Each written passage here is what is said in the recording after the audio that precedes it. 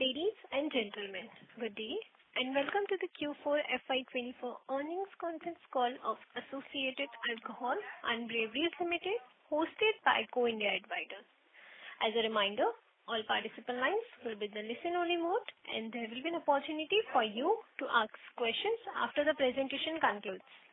Should you need assistance during the conference call, please signal an operator by pressing star then 0 on your touch-tone phone. Please note that this conference is being recorded. I now hand the conference over to Ms. Priya Singh from Go India Advisors. Thank you and over to you, Ms. Priya. Thank you, Muskan. Good afternoon, everybody, and welcome to Associated Alcohols Breweries Limited earnings conference call to discuss the Q4 and FY24 results. We have on the call Mr. Anshuman Kedia, Whole-Time Director, Mr. Tushar Bhandari, Whole-Time Director, and Mr. Ankit Agarwal, Chief Financial Officer. We must remind you that the discussion on today's call may include certain forward-looking statements and must be therefore viewed in conjunction with the risks that the company faces. May I now request Mr. Anshuman Kedia to take us through the company's business outlook and performance, subsequent to which we will open the floor for Q&A. Thank you, and over to you, sir. Thank you, Priya. Good afternoon, ladies and gentlemen. Thank you for joining us today for our Q4 and FY24 earnings conference call. In this call, I am accompanied by Mr. Tushar Bhandari, Whole-Time Director, and Mr. Ankit Agarwal, CFO of the company. I will take you through the broad view and then will hand it over to Mr. Tushar Bhandari for more details about the business and Mr. Ankit Agarwal for the financial highlights. At the outset of the call, I would like to inform you that the Board of Directors have recommended a dividend of 20%, that is rupees 2 per share. For FY24, an increase of 100% in comparison to FY23. This dividend is subject to the approval of the shareholders in the ensuing AGM. I hope you had the chance to view our financial results and earnings presentation, both of which are readily available on the exchange. As we reflect on the past fiscal year, it's evident that the landscape of the alcohol beverage industry has undergone significant shifts, influenced by our dynamic consumer preferences and emerging market trends. In the face of these changes, our company has remained resilient and adaptive. We've embarked on a strategic journey focused on the premiumization of a product portfolio and geographic expansion. With an eye towards sustainable growth and market leadership, it's worth noting that these efforts have already begun to yield promising results. Setting the and beyond. One noteworthy development has been the expansion of a product portfolio to include ethanol as a segment. This strategic extension not only broadens our revenue streams but also enhances our margin potential. Moreover, our commitment to geographical expansion has enabled us to tap into new markets, diversify our consumer base, and fortify our position as a formidable contender in the industry. Amidst this expansion, we've remained steadfast in our dedication to delivering quality products at competitive prices. Our recent introductions of 2 exclusive IMFL proprietary brands, Central Province Rum and Nicobar Handcrafted Gin, underscore our commitment to catering to diverse customer preferences and capturing opportunities in the premium and super premium segments. Furthermore, our emphasis on innovation continues to drive our success as we continually refine our product offerings to meet evolving consumer demands.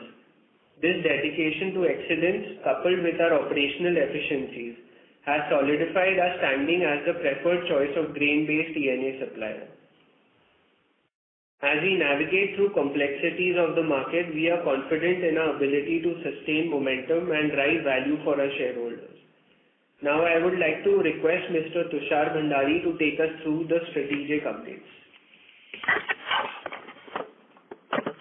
Thank you, Anshuman.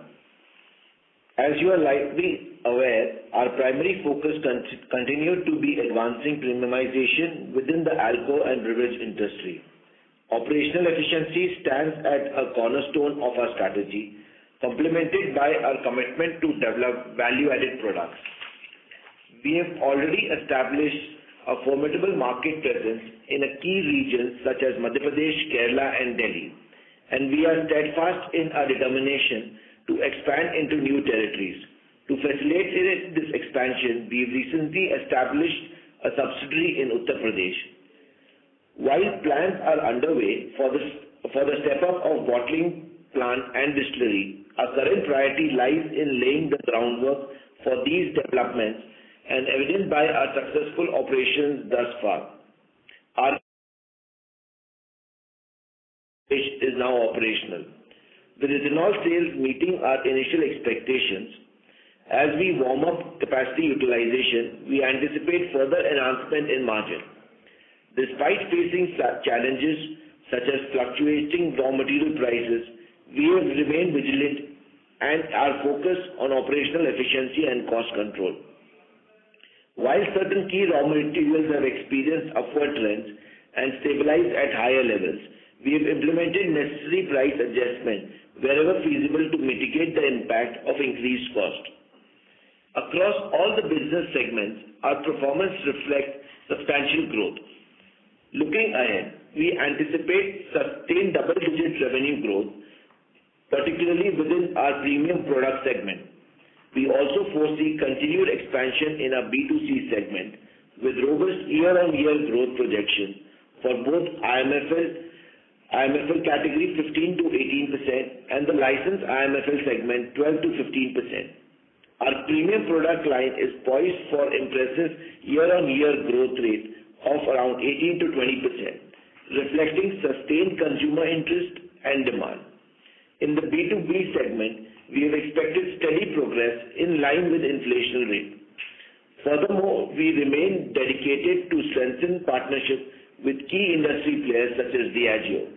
We aim to navigate market dynamics effectively and sustainable through strategic alliance and proactive risk management strategies. Now I'll hand over to Mr. Ankit Agarwal to discuss the financial and operational highlights. Thank you, Tusharji. Good afternoon, everyone. Allow me to provide a concise view over the financial performance for the quarter and March 2024. I will take you through the financial performance of Q4 first, and then we'll move to FY24 financials, and then we can open the floor for question and answer.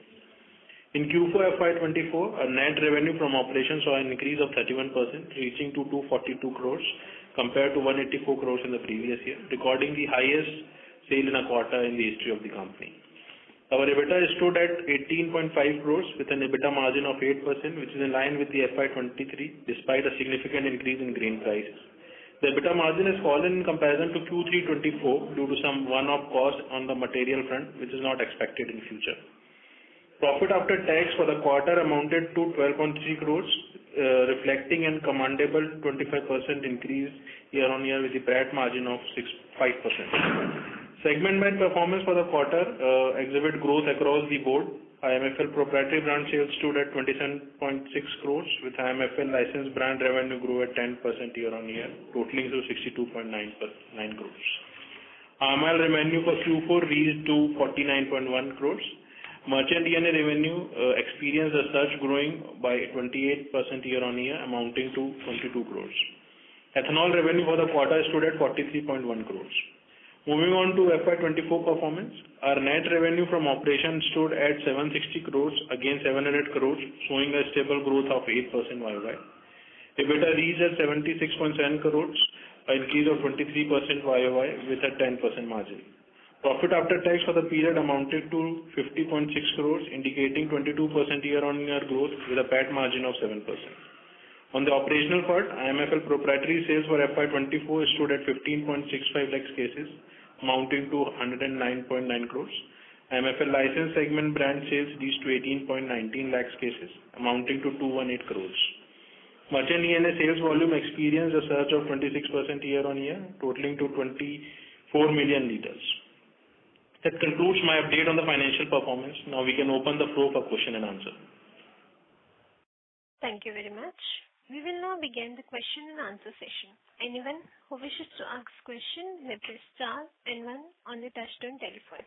If you wish to remove yourself from question queue, you may press star and two. Participants are requested to use handsets while asking the question. Ladies and gentlemen, we'll wait for the moment while the question queue assembles.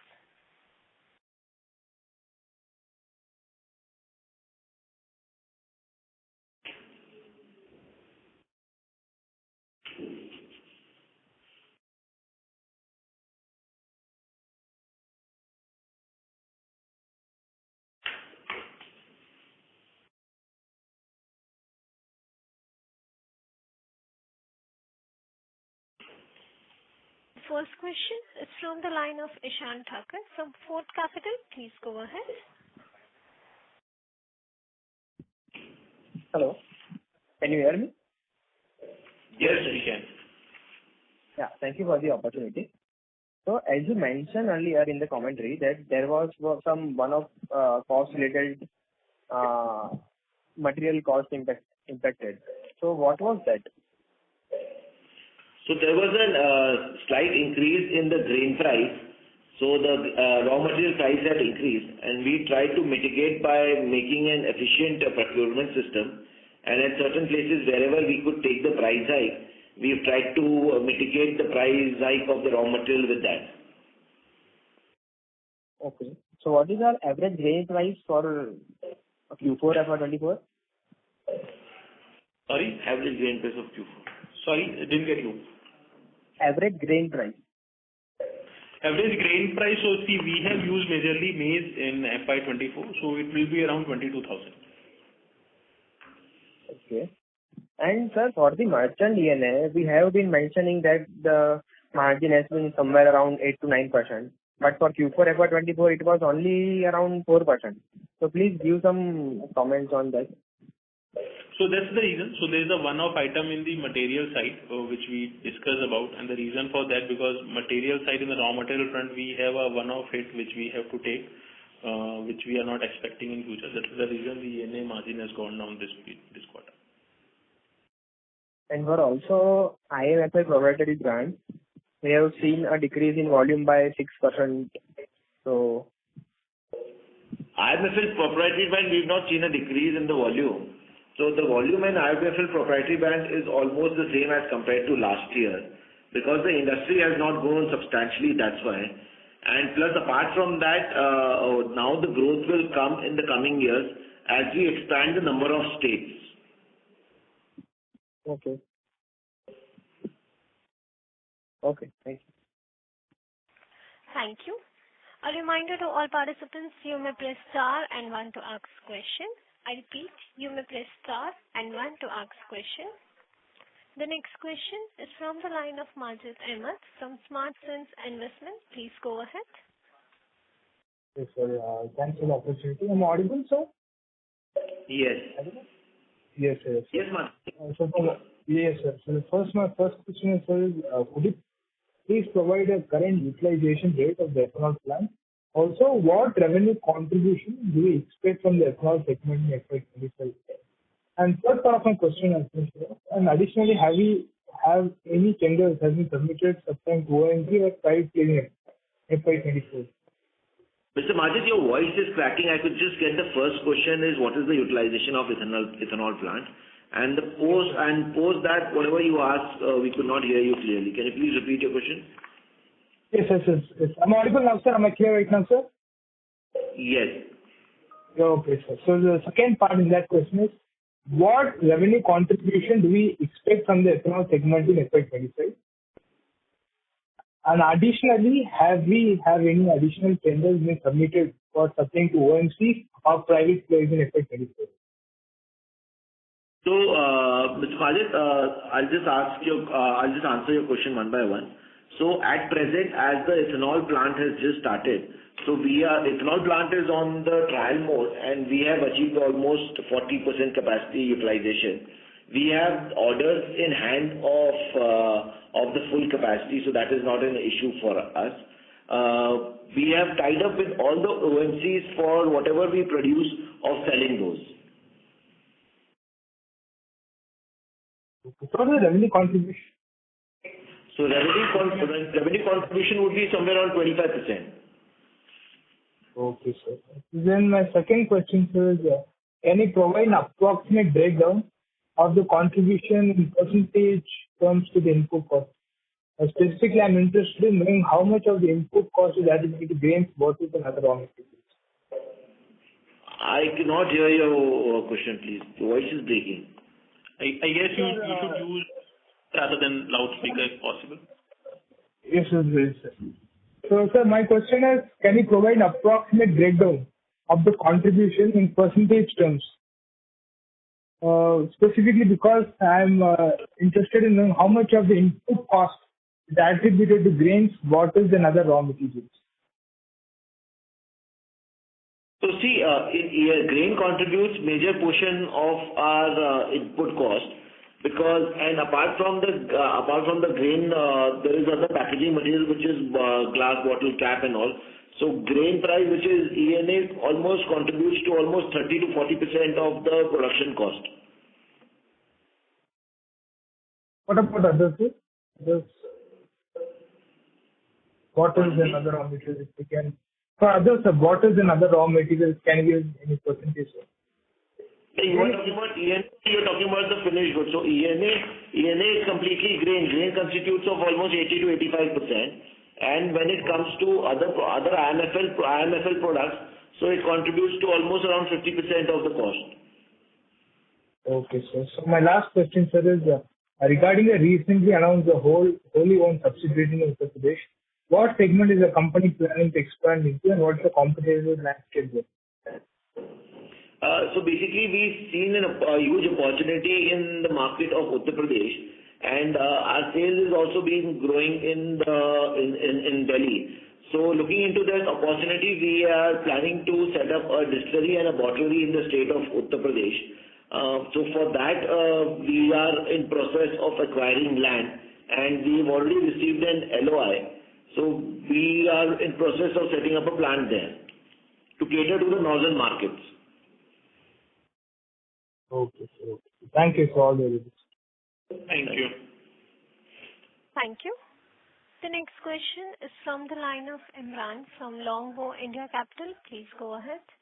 Hi. Good afternoon, gentlemen. I have a couple of questions on the raw material side. Number one is what kind of mix have you seen in the last quarter? In terms of a mix of, let's say, broken rice and the other raw material. So basically, the rice price has gone up substantially. So in last few quarters, we have switched to completely 100% corn. The advantage to us is that we have used a multi-feed grain-based plant. So depending on the cost economics, we can switch our raw material. So what had happened in the first quarter initially last year is that we were using around 20%, 30% rice. But due to a lot of ethanol plant coming in the industry, the government had procured the rice and were giving it to ethanol plant. So the rice shortage was there, and the price shot up substantially. So post that, we have completely moved to maize. And depending on the price, if the rice comes down, we can switch back to rice. Right. So 100%, close to 100% maize. Perfect. Yeah, right. 100% maize. Yeah.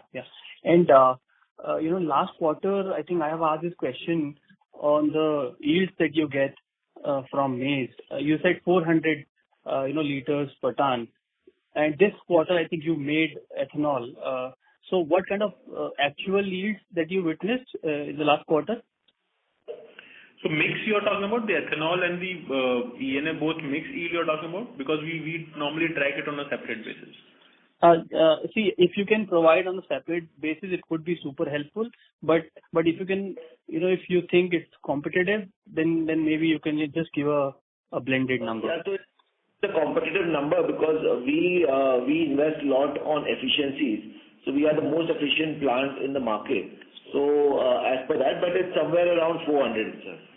And so even on a mixed basis, it's 400. You said, right? No, not on mixed basis. Yield will come in ethanol lesser because there is more percentage of alcohol in ethanol. ENA is 97% alcohol and ethanol is 99% alcohol. That's right. Right. Okay. Thank you. I'll fall back in the queue. Thanks.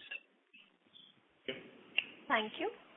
A reminder to all participants, you may press star and one to ask question. The next question is from the line of Vinay Rokadia, an individual investor. Please go ahead. Hello.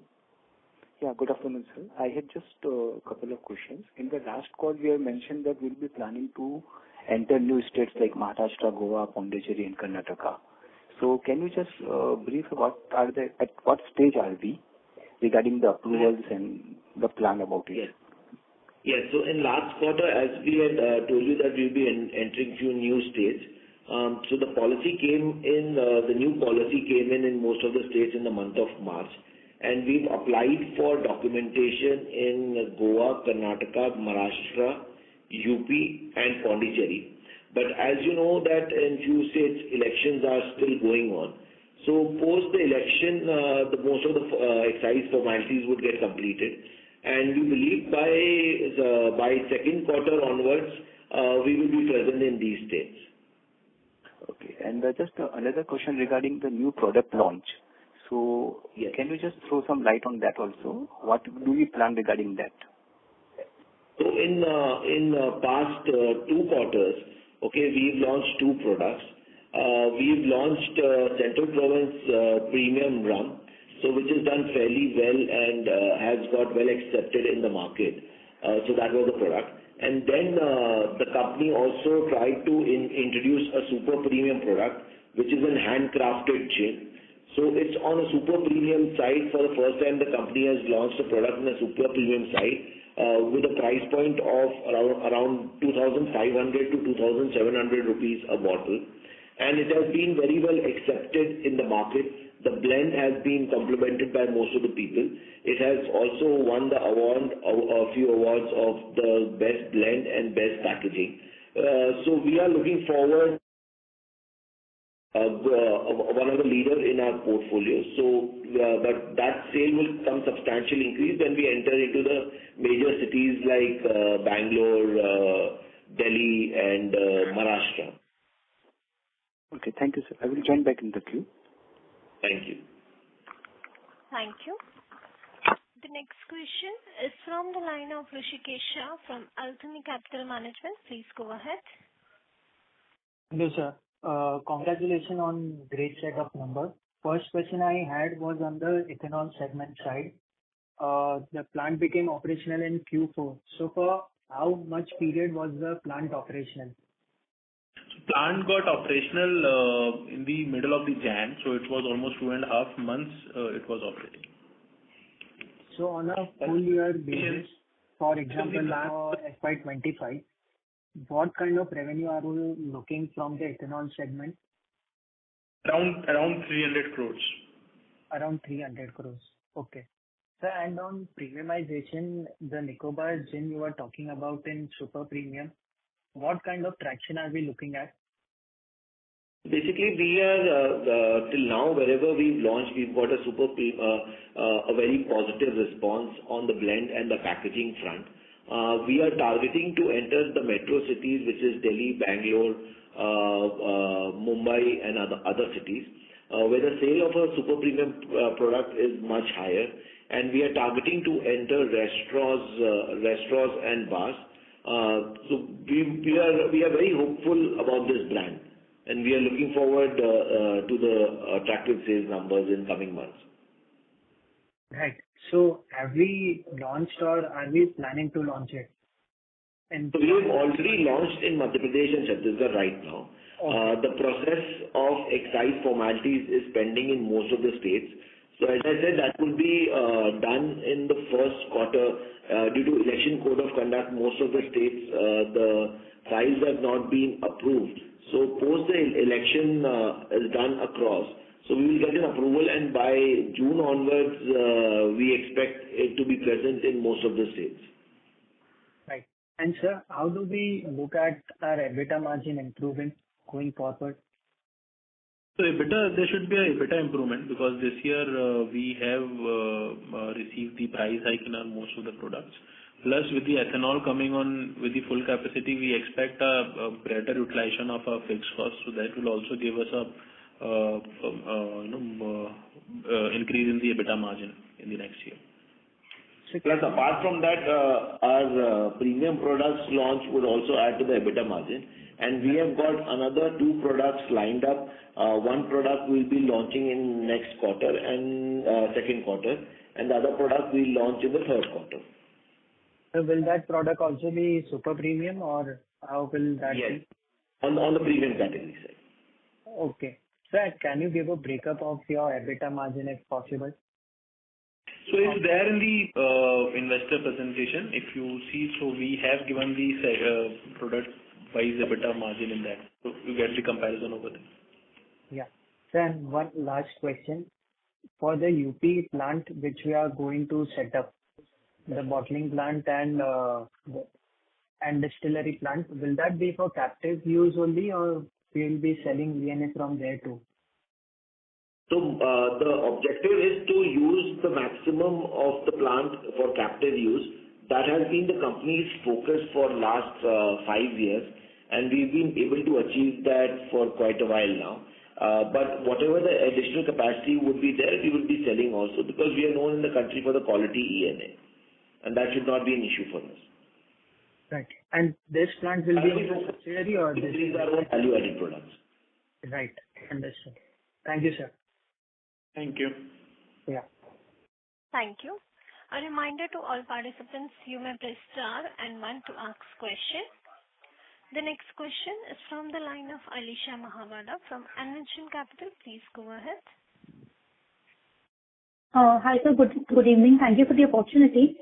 So while you did touch upon that there was RM inflation, the gross margins are at a multi-quarter low. Has the price of maize gone up that significantly versus previous quarter? If you could quantify that for us, it will be helpful. Your voice is not clear. We're not able to understand your question properly. If you can just repeat it a little slower, that will help. So am I audible now? Yes. Yeah. Okay. The gross margins that we have reported in this quarter are at a multi-quarter low. While you did mention earlier in the call that it was because of inflation in raw materials, but has the maize price gone up that significantly in one quarter to have this kind of an impact? If you can just quantify how much has it gone up by, it will be helpful. So like I to speak about in our initial conversation as well. So there's some specific one-time item which we have taken in this quarter, which was not there in the previous quarter. It's not purely because of increase in the maize price. Maize price have increased. So last quarter, which was around 23,000, it has become 25,000 in the Q4. But there are also an exceptional item which is there in the gross margin, which because of which the gross margin is lower. The decline on Q1Q basis is almost 10%. Versus that, what you're saying for maize is just 2-3%. So if you can just share some color on what are these one-time incremental hit that we have taken on the gross margin side? So that will be, I'll not be able to give you the specific details, but what I can tell you is these exceptional is a one-time nature which we have to take in the Q3 because of some issues, which will not be coming in the future. Okay. And we have seen a very sharp volume decline in IMIL. If you could just explain the reason for that. So there's a sharp volume decline in IML because, as you're aware, that the IML is 100% controlled by the government. Government comes out with the tender of all the districts which are available in Madhya Pradesh, and you have to bid for the districts, and the lowest bidder gets that particular supply in that district. So the government capping requirement had reduced. So a maximum area allotted to an individual from last year, from year before, or from FY23 had reduced in FY24. So that is the reason. But whatever the max limit was there, we have been able to get that maximum allotment limit from the government. But on the contrary, irrespective of the volumes being lower, we have been able to take a price hike, and irrespective of the volume decreasing substantially, the company's top line has grown. So that is shown in the efficiency and the efforts put by the company to grow the top line. Also, so for FY25 or going forward, is this the maximum volume one can assume for IMIL? See, we cannot, for 22, of 25. 25. For the current year, because the policy would have been out. Volume would be similar, because the government has not changed that maximum cap, which can be allotted to an individual in FY25 also. The tender has already gone through. So volume would be similar as per the increase in the market. Whatever the increase in the market would be there, we will be able to achieve that. Whatever 3, 4, 5% would be there, we will be able to achieve that, only the volume increase. Understood. So next question is on the IMFL volumes. We have seen a very healthy growth of 27% CAGR, and we've mentioned as aspiration also that we expect this business to witness a 12 to 15% growth. In IMFL, because these are IMFL licensed products, what states do we supply to, and has there been any increase in the states that we've been supplying to in the last 3 years, or any additions expected in the next 1 or 2 years? So see, at present, we are supplying to almost 5 states, which are MP, CG, Delhi, Kerala, and West Bengal. And we have seen a steady growth in these states. And in the coming year, we are planning to enter Goa, Karnataka, Maharashtra, and Pondicherry. And now, see, the thing is in IMFL, you will see a greater increase as we enter the number of increase in the number of states. So the volumes would get from there. And plus, apart from that, we are now entering into the premium brand category also. Like as I said that we've launched a premium handcrafted gin, which is priced at around 2,500 to 2,800 rupees a bottle. So that is the super premium category. So that will also contribute to our margin and top line also. Sorry, just to clarify, I was referring to IMFL licensed. So you're saying that IMFL licensed, we are available in only Madhya Pradesh right now. And in other states, we have plans to grow with our own brands, and we don't have any plans to get licensed brands at present. And because we want to keep our focus clear on our own brands and aggressively grow those. Plus, apart from that, IMFL licensed brand in Madhya Pradesh, just to give you a snapshot. So IMFL licensed brand Madhya Pradesh, we took approximately around 6 years back. And when we took the entire portfolio, the sale of those brands was around about 6 lakh cases per annum. And last year we closed at around 1.8 million cases. And there is scope for this to continue to grow in double digits for the next 3 to 5 years? Not exactly. There is a scope of improvement on the lower double digit side. Understood. And the last question is with respect to the ethanol plant that we have recently commissioned. What are the kind of realizations that we're expecting on this for the quantity that we've tied up? The realization is around 72 rupees a liter. And we should be able to do 8 to 9% EBITDA margins? Yes. And we're expecting full utilization because you said that the volume is tied up with the OMCs in the current financial year, in FY25. We've already been allotted a tender for the full financial year. Okay, great. Thank you so much. Thank you. Thank you. A reminder to all participants, you may press star and 1 to ask question. The next question is from the line of Gunit Singh from Countercycle. Please go ahead. Sir, you mentioned that in Q4 there was a one-off which led to deterioration of margins. And just to point out, we used to do about 15 to 16% margins through FY17 till FY22.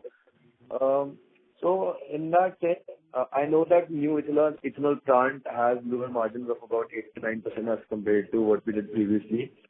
So, I mean, in light of all this, what kind of margins, steady state margins are we looking at for FY25? FY25, we are looking for a double-digit margin in FY25. Are we saying like low double digit or near like 15-16% range that we used to do? So we are looking for somewhere mid double digit, not higher or not lower. It should be somewhere in between. All right, sir. And we would be adding about 300 crores from the new ethanol plant in FY25, right? Correct. So, apart from ethanol, I mean, what kind of growth are we looking at for FY25 in terms of other segments overall on a consolidated level? Yeah, so we are looking at a double-digit growth, somewhere around 15 to 16% growth we are looking at. All right, sir. That's all from my side. Thank you. Thank you. Thank you. Before we take the next question, a reminder to all participants, you may press star and want to ask question. The next question is from the line of Dhruv Shah from Ambika Finance. Please go ahead. Hi, team. Thanks for the opportunity. Tusharji, my question is pertaining to IMFL proprietary because last 3-4 quarters we have been emphasizing on IMFL, but if we see there's been no volume growth this year, neither on the revenue side, neither on the volume cases. So when we say that we want to grow at 15-20%, can you just give us a breakup on the volume part and the realization? How much are we expecting? So basically, see, the thing is that this year onwards we will see a decent volume growth because as we have added the number of brands also, that will give us a growth, and we are seeing a good traction in the states where we are already present right now, and the new states where we are entering. So there also we will see an increased volume. So that will also add to an overall increased volume, and the average realization of IMFL proprietary brands right now stands at somewhere around 780 rupees. So that we are expecting it to go up to around about say 900 or 850 rupees this year onwards. And in the coming year, because now we've got products lined up, as I already mentioned that we have got gin which is about to get launched in the month of June in most of the major states and seen a good traction. In Q2 we've got a blended malt which has been lined up to be launched in a premium category. And in Q3 we are planning to launch a RTD, ready to drink, so which is a volume business. So we've strategized our entire year, and you will see definitely effect coming in this year, starting from the first quarter itself. Tusharji, one follow-up. You mentioned that you want to take the realization up from 780 to 950. So that's 15% growth. So your guidance is basically on realization. So are you expecting that volume growth will be stagnant or low single digit? I had mentioned that my revenue would grow by 15%. So that is apart from the ethanol total overall revenue. I'm expecting it to grow. So I'm only questioning on the IMFL proprietary. So our guidance is 15-20% on IMFL proprietary. And right now you said that my realization will grow up from 780 to 950. So that's a 15% growth. So are we expecting the volume growth in the IMFL proprietary to be flattish or low single digit? We are expecting around about 15 to 20% growth in IMFL proprietary brands. Yeah. So that's my question is on the what will be the volume guidance in that? That's my question. So that's what I said. Volume guidance would be somewhere around 15 to 20% growth from the existing volumes. Okay. Got it, sir. Thank you so much. Yeah. Thank you. A reminder to all participants, you may press star and want to ask question. The next question is from the line of Darvesh Jahawat, an individual investor. Please go ahead. Good afternoon, sir. My first question is regarding the launch of premium products in the upcoming quarters. What kind of margin profile are we looking at from this segment going forward? And secondly, given the company's planned capex of around 270 crores. How will it be financed, specifically the breakdown of internal accruals and debt financing? Sorry, can you repeat your first question? Yeah, it's regarding in the investor presentation, the company has mentioned that there is some launch of premium products in the upcoming quarters, and there is already a premium, super premium gin in that category. So what kind of margin profiles are we looking at from this segment going forward? So basically, at present, the IMFL margin, better margin is round about, say, 10%. Okay, we are expecting it to grow to around mid double digit in our IMFL contribution. And second is how we'll be able to finance the new expansion projects. So there are plans to finance the new expansion projects is through internal accruals, debt, and we've raised recently. So we have done a preferential allotment, if you recently. So we will be using that proceed for the setting up of the plant plus internal accruals. And in case there's any need, then we go for that. But we don't foresee any debt requirement as such, because we feel from the internal accrual plus the fund raised through this preferential allotment will help us in setting up of this plant. So there would be no debt financing in this capex announcement? Debt financing might be there to a very lower extent, not a big debt sort of something which we are looking at entire project will be funded for that. So debt will be there, but it will be a very minuscule debt which company can easily manage. That will not be a huge debt. Thank you. That's all from my side. Thank you. The next question is from the line of Imran from Longbow India Capital. Please go ahead. Yeah, hi. Thanks. Sir, has there been any change in the animal feed prices in Q4 compared to Q3? So if you say as compared to Q3, there has not been a substantial change.